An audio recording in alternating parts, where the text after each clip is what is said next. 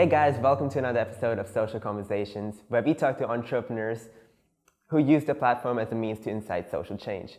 I'm your host Ishan, and today we are joined by Mr. Arthur Choo, a professional cajon player and the founder of the Beat-a-Box Group. So Mr. Arthur, to start off with, what is the Beat-a-Box Group and what does it do? Thank you so much for having me on board in this SMU special social space video. I just want to say that Beat-a-Box, to me, it's a cajon school. We grew it along the way as a community to an organization.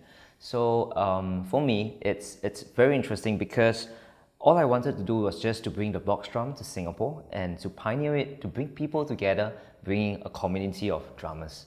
So to me, Beat-a-Box is a place where we educate in the area of education. We also impart the performance skill on it, which is the art sector, and also the community, where we run festivals to bring people from all different walks together. That's great, using music and using social change and bringing them both together. So I understand you did start off as a performer. So what inspired you to actually turn this and develop a business instead of just continuing your career as a performer? You know, it's very interesting because when I was in the performing scene, I've been playing drums for about 10, 15 years. And that time when I was taking the drum, I just tell you a little bit story, okay? I'm just going to divert a little bit more. So this little drum thing, we played in Marine Parade, and we just had a very interesting cheerleader group at that point in time. And then we were just cheering for a basketball team. So a cheerleader told me, say, Arthur, play something on the drum. They say, I don't know what is happening. So I just started playing. And then after that, the program manager actually brought us on board to become one of the regular cheerleaders using the cajon. So we partnered with the cheerleader and we start making noises there, creating hoo-has in the basketball court. That was how I actually first started. Oh, okay, that's great. So I understand that you run all these classes and you inspire all these people to actually pick up the cajon and learn it. So during all these classes, have there been any particular experiences that have stuck with you as particularly interesting? I think one very special experience that I had was really to teach a group of visually handicapped people, because I always feel that music is hearing by the ears, right? But this group of people, they cannot even see, they cannot see where the positioning of the hands to play that particular tone. So I felt in a way very happy to have them on board, and they start playing the drums, even though they're special in a certain way. And then later on, this group of people attracted the hearing impaired people. So they cannot really hear, hearing impaired people. So they cannot really hear, yet they follow whatever the visually handicapped people play. So it's like an interchangeable relationship. Wow. And it just bridges everybody together. So I feel that to me is one of the most inspiring things that my team has done. And to me, I'm also very inspired by them. Oh, that's really great that you managed to do this through music. So do you still perform, or is that something which you don't find the time for anymore? I just performed yesterday, so I can be performing to you later as well. Oh, okay. So to me, once I have the cajon, it is performance. To me, once I touch the cajon, it is performance, because performance is a form of art. Right. And I think in our industry, and even for myself as an artist, to me, that is art. So every time I have that simple touch of the cajon, I play like I never played before. So I think to me, that is art. Okay, that's great. Okay, so I think we'd like to find out a bit more about yourself. So who are your musical inspirations and have they changed over the years? Michael Jackson. I like pop songs. Really, I don't know where to hide my face, but I like Westlife, I like Backstreet Boys, I wanna know whoever told you I was letting go. I like those kind of songs like Baby, Please Try. So I am a very pop person. I like pop songs, I like J. Cho, I like JJ Lin. So to me, those are my inspiration. But of course, I listen to a huge genre of music as well for my music vocab. And all of them are my inspiration. So at different stage, different time, different moods, all of them are my inspiration. Oh, okay, that's great. Yeah, so they are my inspiration. You are my inspiration.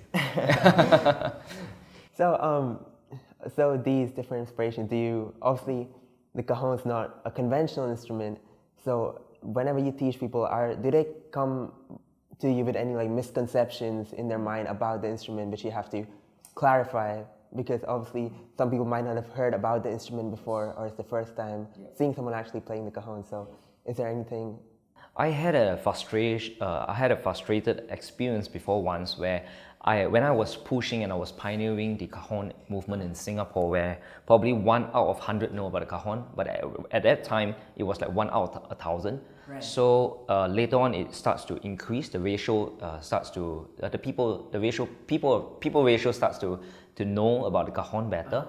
But still a lot of misconception, because people always think that, hey, you're replacing drums. Hey, you're replacing a hand drum or something like that. But I feel that it is a different art altogether. Right. It's like you dance street, it doesn't mean that you know how to dance jazz. Right. Yeah. Right? So to me, that is the frustration, also the misconception that people know, and that's my job here. Yeah. So I learn to educate. I yearn to educate as well.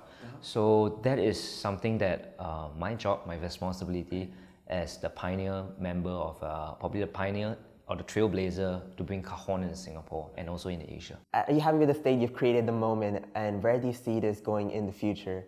To me, everything that we have placed in, not only just myself, but I think my previous team, my previous members, my previous teachers, or even my current team, they all play a part in growing this industry and this initiative.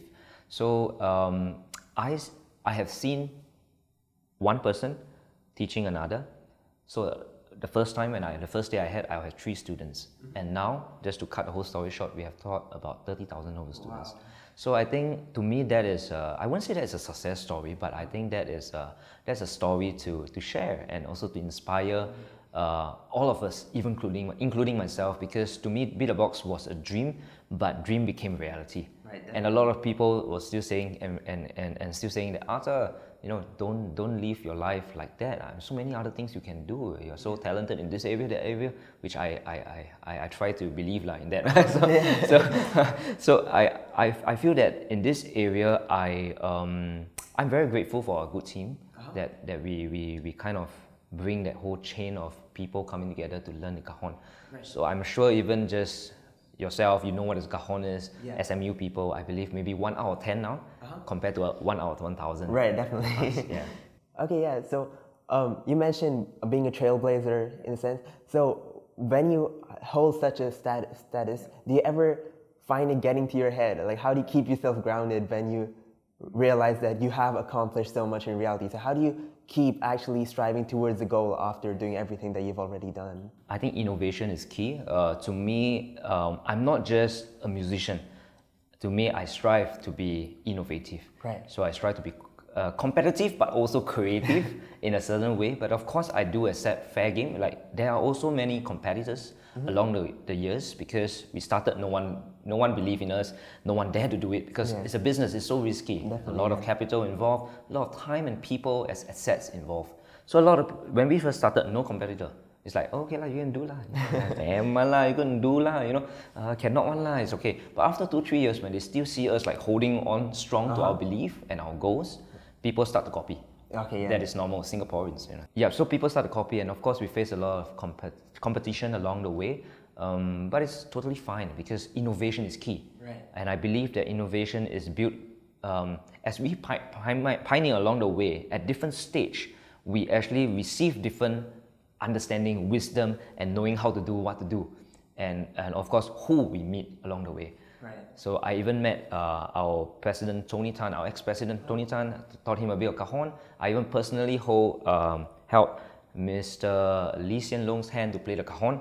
So I believe that even our competitors wouldn't have the chance to do that. Right. So as a trailblazer, we experience things that others don't experience. Okay. So that is the good part, but the bad part of it is that, I won't say bad, but the experience part of it is that it is difficult. Right. It is challenging, So a lot of things are not being able to open, especially doors not being open, because we are the first. Yeah, but once we open, things become so much easier. It's actually very insightful hearing it from someone who's done it themselves. So finally, one question which I really wanted to ask you was, do you see yourself as an artist who does business, or a businessman who's involved in the arts? I believe that anyone can be an artist if you have the craft and you believe in practicing that craft. Everyone is an artist, right? But you must practice that craft as an artist. There's no standards of say that, okay, because you know how to play the G minor, C, E, G, D or something like you can scale like sweet child of mine means you're an artist. No, it doesn't mean that way. I believe if you practice your craft and you believe in that craft, everyone is an artist. So to me, whether I'm an artist, yes, I would say I am. In terms of business person, yes, I do have a left-minded thinking and also a right-minded thinking. So I can think creative, yet I also can think very logical. Right. So I think that's a little gift that I have, and along the years, it's through business failures, it's through friends' mentorship, and it's also through a group of good counsels who taught me all this experience. Okay. So my left and right side, I'm learning to balance it even better. Yeah, that's great to hear. Thank you so much for joining us, Arthur. I'm sure this was a very insightful listen for all of our viewers. Thanks to all of you for watching us today, and I hope you join us next time on Social Conversations. See you.